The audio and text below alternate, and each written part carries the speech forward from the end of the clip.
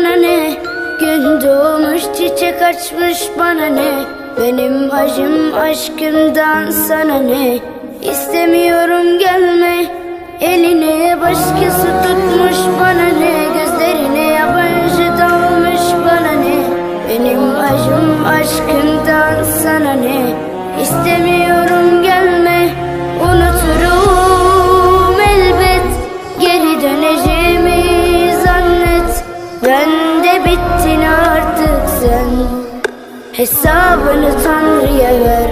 Unuturum elbet, geri döneceğimi zannet. Ben de bittin artık sen, hesabını Tanrı'ya ver. Bilmiyorum sensiz geçen bu kaçıncı günüm.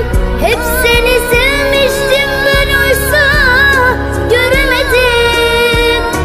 Haklı haksız kim artık hiç önemli değil.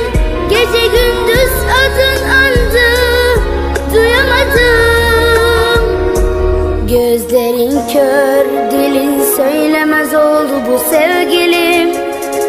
Hak etmedi. Denize ay vurmuş bana ne?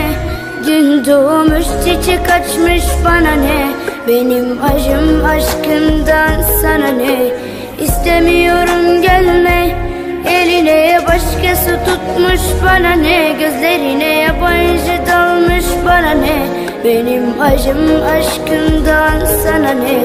İstemiyorum gelme, unuturum